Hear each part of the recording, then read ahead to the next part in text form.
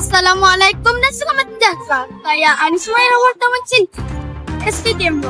Hari ini merupakan hari yang penuh bermakna buat warga sekolah kerana kita meraihkan sambutan Hari Guru peringkat sekolah. Tema sambutan pada tahun ini ialah Guru Pemacu Reformasi Pendidikan yang menekankan peranan penting guru dalam membentuk masa depan negara. Akan dengan perarakan masuk para guru yang diiringi oleh dengan lagu tema On Money. Diikuti para pentadbir dan seterusnya guru-guru yang lain dengan segala hormatnya dipersilakan.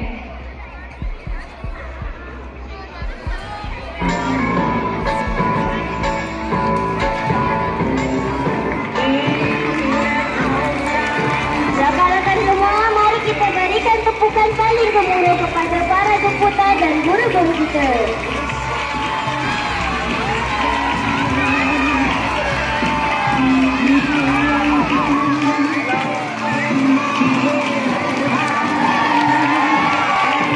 Kemudian bacaan doa dan nyanyian lagu negaraku, lagu negeri Johor dan guru Malaysia menghangatkan lagi suasana.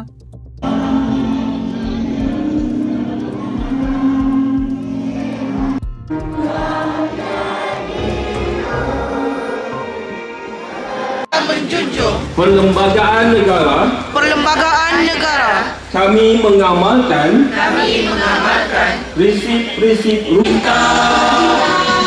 mana yang diberi, kami tak persiakan apa yang kami janji. Kita saksikan bacaan Perutusan Hari Guru 2025 dibaca oleh Puan Fazila binti Abdul Razak. Memastikan tiada murid terkikir dan tiada potensi yang disia-siakan.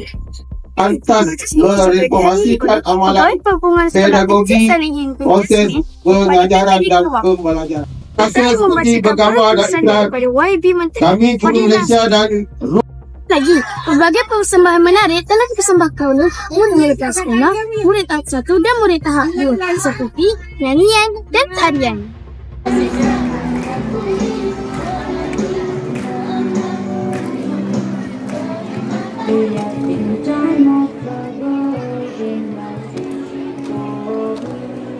Acara Sukaneka Guru menceriakan lagi suasana dengan belas tahu dan sorangan semangat.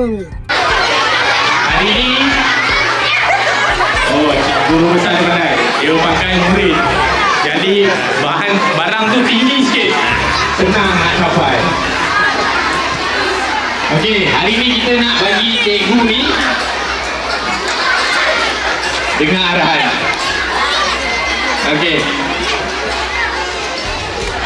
namanya disebut. Namanya baru disebut. Syira, dibawa ke Syira. Siti Norlina. Okey. Kemudian sambutan adalah penyampaian anggaran khas kepada guru-guru. Warga SK Tunggul Mahmud 2 berasa amat bertuah kerana mempunyai guru-guru berdedikasi dan penyayang. Selamat Hari Guru kepada semua pendidik di seluruh Malaysia.